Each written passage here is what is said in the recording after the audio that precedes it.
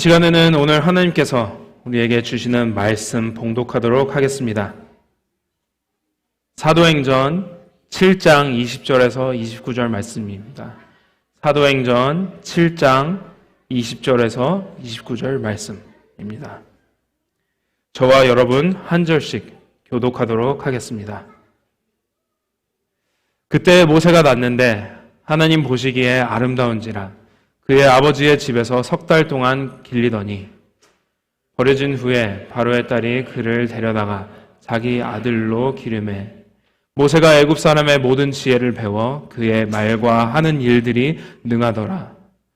나이가 40이 되매 그 형제 이스라엘 자손을 돌볼 생각이 나더니 한 사람이 원통한 일 당함을 보고 보호하여 압제받는 자를 위하여 원수를 갚아 애굽 사람을 쳐 죽이니라. 그는 그의 형제들이 하나님께서 자기의 손을 통하여 구원해 주시는 것을 깨달으리라고 생각하였으나 그들이 깨닫지 못하였더라.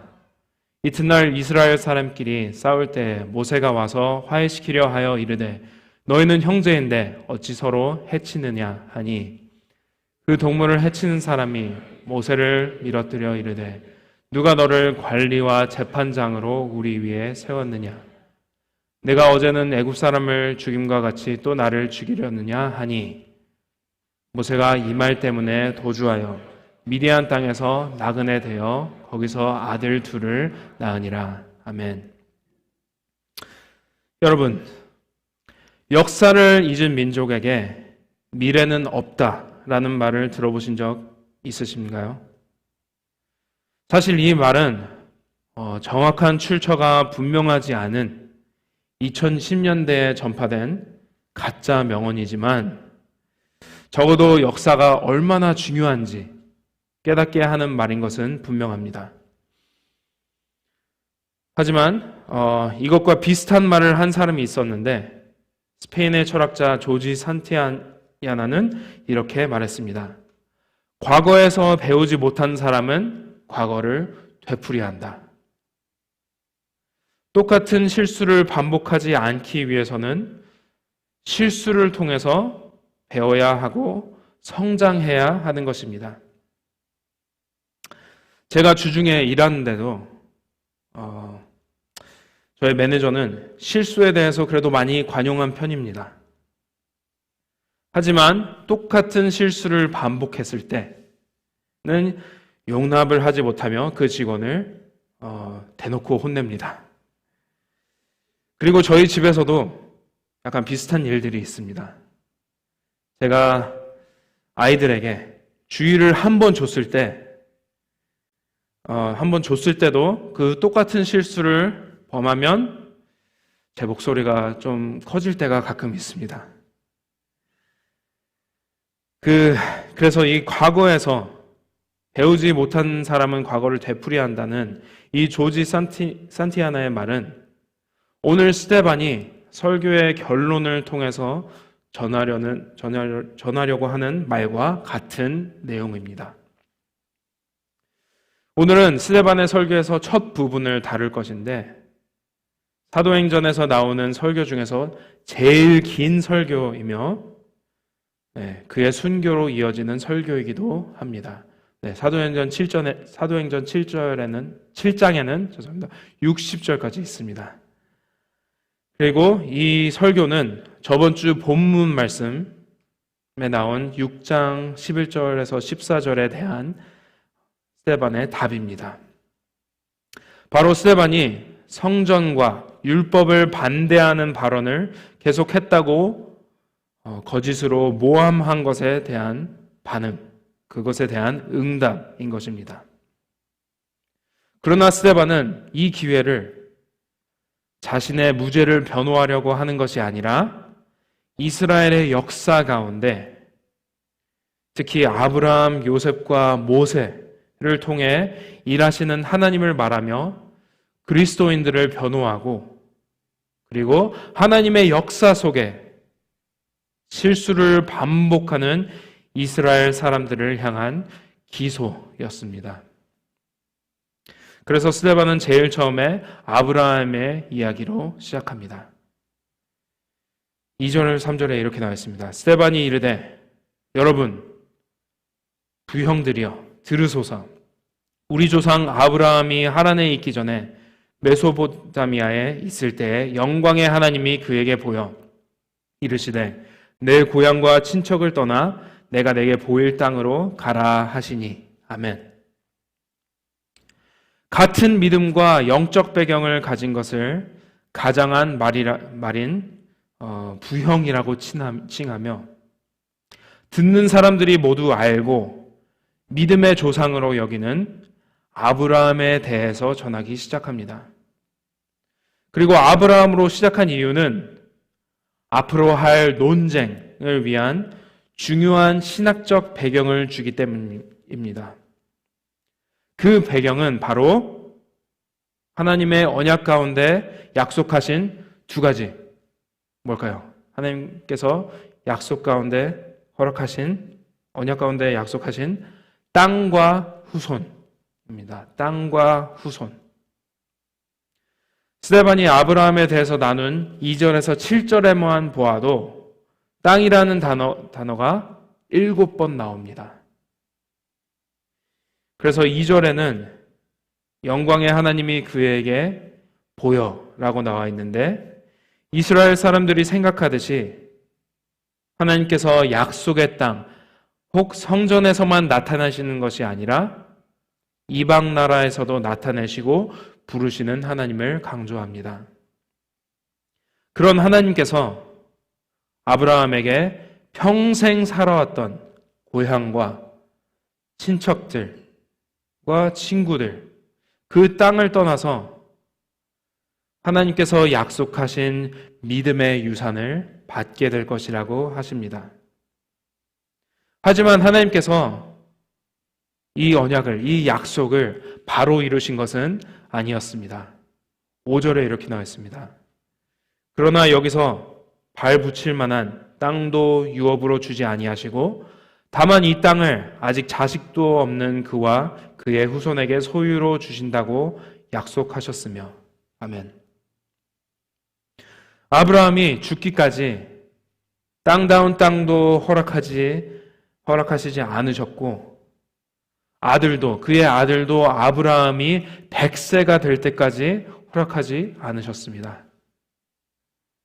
하지만 비록 아브라함은 약속의 성취를 누리지 못하였지만, 약속의 성취를 보지 못했지만 하나님의 약속을 믿음으로 신뢰했기에 이스라엘 백성에게 믿음의 조상이 될 수 있었습니다. 이스라엘은 아브라함과 언약을 맺으신 후에도 약속의 땅에 들어가기까지 400년 정도의 시간이 걸렸습니다. 그리고 그동안을 기다려야 했습니다. 애굽과 가나안 땅 근처를 맴돈 광야 생활까지 포함한 400년 동안 이방 나라들이 그들을 종으로 삼고 또한 괴롭힐 것이라고 하나님께서 말씀하시지만 그들을 종으로 삼는 나라들에게 벌을 내리실 것이라는 약속 또한 하십니다. 그리고 7절에는 그 후에 그들이 나와서 이곳에서 나를 섬기리라 하시고 라고 나와 있는데 하나님께서 출애굽을 말씀하시며 하나님께서 허락하신 땅에서 하나님을 예배하기 위해 그들을 구원하실 것이라고 약속하신 것입니다. 그래서 아브라함은 100세에 이삭을 낳았고 이삭은 야곱을 낳았고 야곱은 12아들, 곧 12지파의 아버지가 됩니다. 그 아들 중 한 명이 요셉이고 그리고 스데반은 요셉에 대해서 나누기 시작합니다. 9절, 10절의 내용입니다. 여러 조상이 요셉을 시기하여 애굽에 팔았더니 하나님이 그와 함께 계셔 그 모든 환난에서 건져내사 애굽 왕 바로 앞에서 은총과 지혜를 주심에 바로가 그를 애굽과 자기 온 집의 통치자로 세웠느니라. 아멘. 이스라엘의 영적 지도자가 그리스도인들을 시기한 것처럼 요셉의 형들은 요셉을 시기합니다. 너무 시기한 나머지 막장 드라마처럼 친동생을 죽이는 대신 노예로 팔아버리는데 하나님께서 이런 상황들까지도 사용하십니다. 비록 형들이, 친가족이 그를 버렸지만 하나님께서 이 안 좋은 상황을 사용하셔서 요셉에게 지혜를 허락하셔서 애굽의 총리로 세우시고 야곱의 가족을 7년의 기근 가운데서 살리시며 애굽에서 이스라엘 민족을 번성케 하셨습니다. 하나님께서 아브라함과 맺은 후손에 대한 언약을 이루어가고 계셨던 것입니다. 그리고 비록 요셉은 버림받았지만 예수님처럼 자신을 버린 사람들을 구하기 위해 하나님께서 사용하신 것입니다. 하나님은 요셉과 그의 가족을 구원하시고 살리신 것뿐만 아니라 애굽도 구하시고 주변에 있는 나라들까지 구하신 것입니다. 그리고 여기서 중요한 구절이 나옵니다. 16절의 내용인데요. 이렇게 나와 있습니다. 세겜으로 옮겨져 아브라함이 세겜 하몰의 자손에게서 은으로 값주고 산 무덤에 장사되니라. 아멘.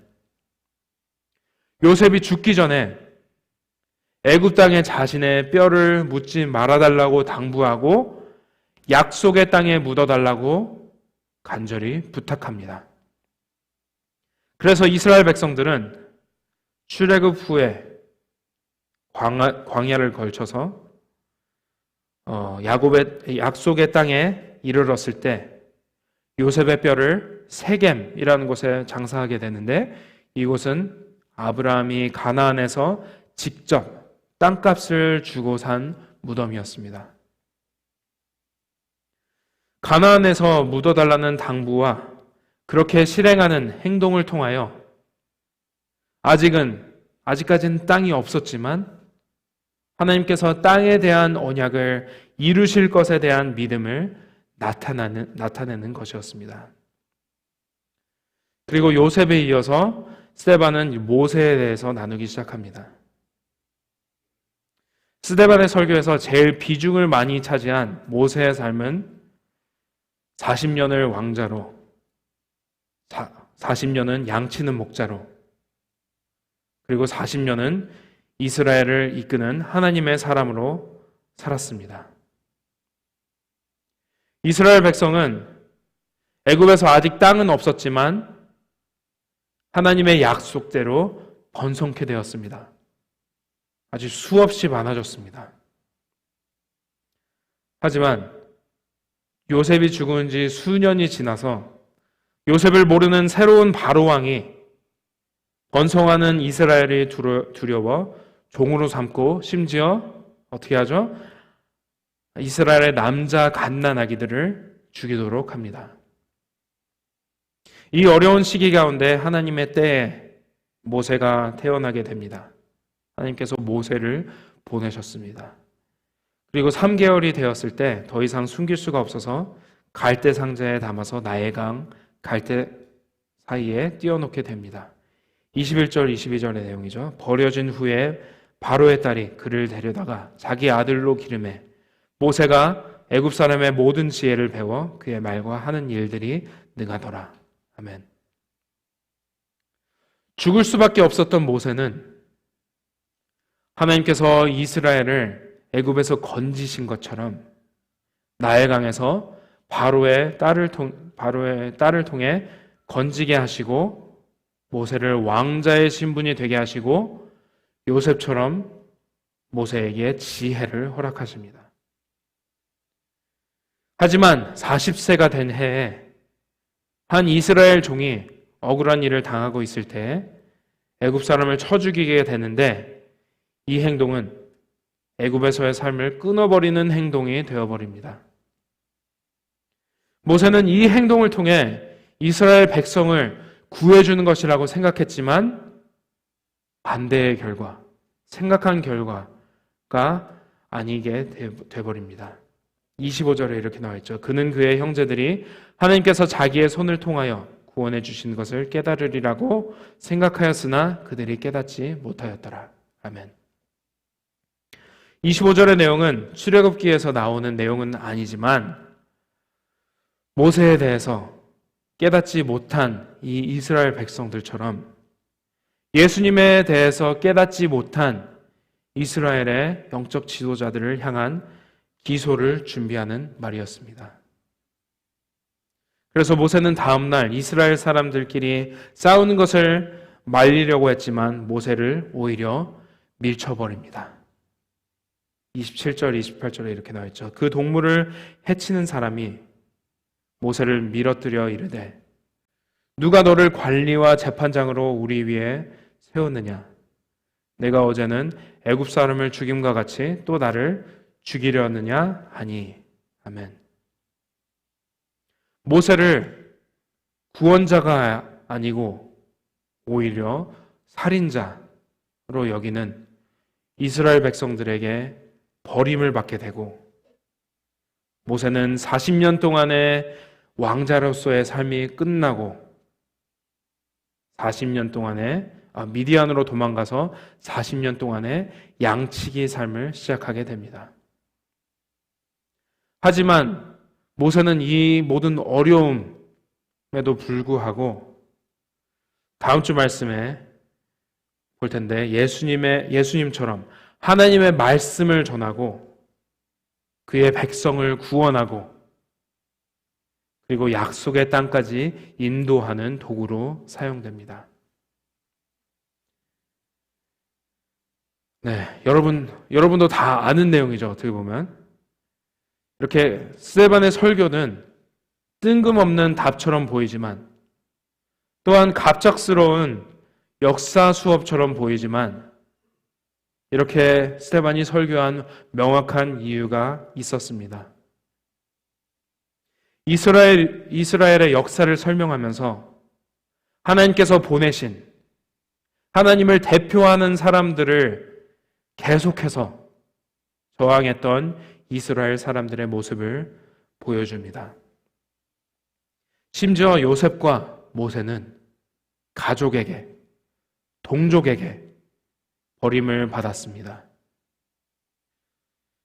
인도하시는 하나님께서 하나님의 뜻을 이루기 위해 보내신 사람들을 버리며 하나님의 주권에 반항하는 이스라엘처럼 과거의 실수를 반복하며 예수님과 예수님을 따르는 사람들을 저항하는 것 또한 하나님을 버리는 것과 같다는 것을 주장합니다. 하지만 이렇게 하나님의 주권을 인정하지 못하는 상황 가운데에도 신실하신 하나님은 부름받은 자들을 하나님의 계획을 위해 사용하셔서 그의 백성들을 구하시고 인도하십니다. 네, 찬양팀 올라와 주시고요. 저희 삶에도 마찬가지입니다. 시작에 말한 명언과 비슷한 말이 있습니다. 과거를 잊은 민족은 미래를 잃은 것이며 과거를 잃은 미래는 없다. 저희 또한 하나님의 역사를 잊으면 안 됩니다. 하나님의 은혜를 잊으면 안 됩니다. 바로 신실하신 하나님께서 우리를 예수님을 통해 구원하시고 지금까지 인도하셨고 그리고 앞으로 인도하실 것이라는 믿음을 가져야 하는 것입니다. 그래서 저희가 그러한 믿음 가운데 살아가는 저희 얼라이브 교회가 되기를 주님의 이름으로 축복합니다. 이 시간 함께 찬양하기 원합니다. 주님 보좌 앞에 나아가 함께 찬양하겠습니다.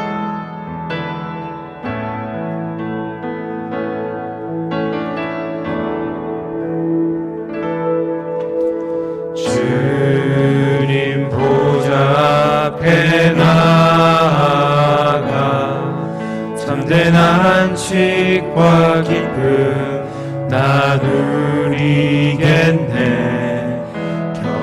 경배하며 주의 얼굴 구할 때 진실하신 주님 찬양해. 신실하신 하나님,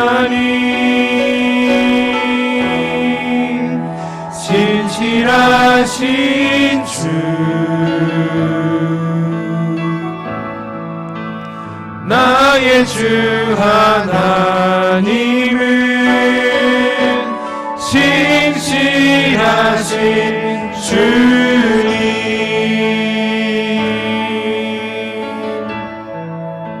기도 들으신 하나님, 기도 들으시는 하나님, 폭풍 속에 내 등불 내 노래시라. 주의 날개 아래서 내 맘 쉬리니 신실하신 주님 찬양해. 신실하신 하나님, 신실하신 주,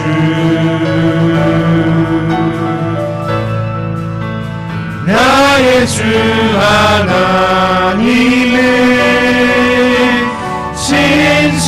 신실하신 주님.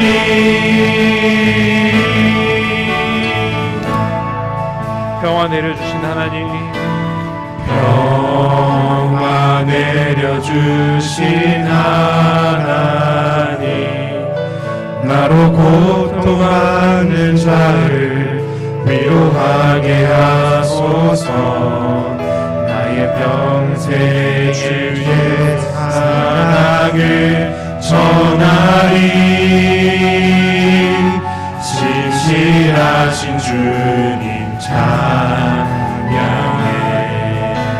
신실하신 하나님, 신실하신 주, 나의 하나님, 나의 주 하나님은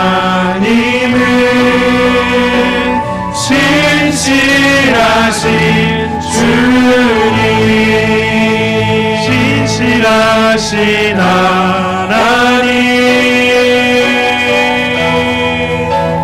신실하신 주,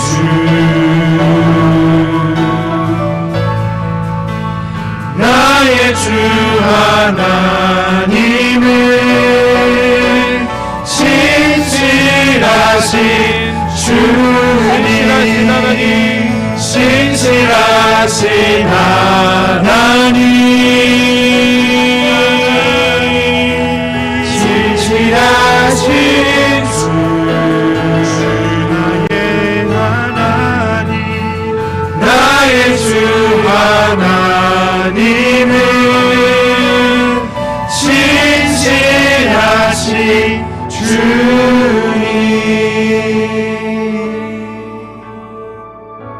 사랑하는 성도 여러분, 저희도 하나님의 은혜를 잊고 하나님께 같은 실수를 반복할 때가 있습니다.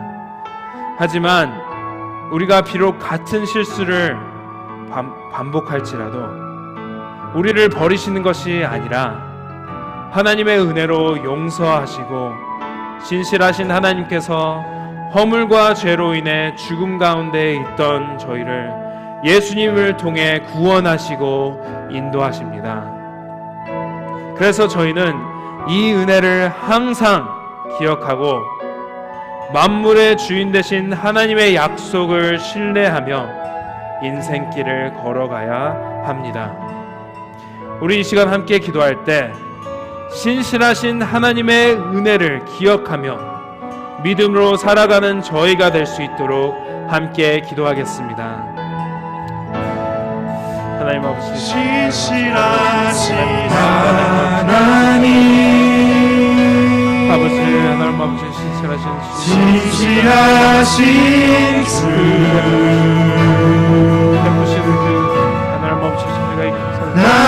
주 하나님은 신실하신 주님, 신실하신 하나님, 신실하신 주,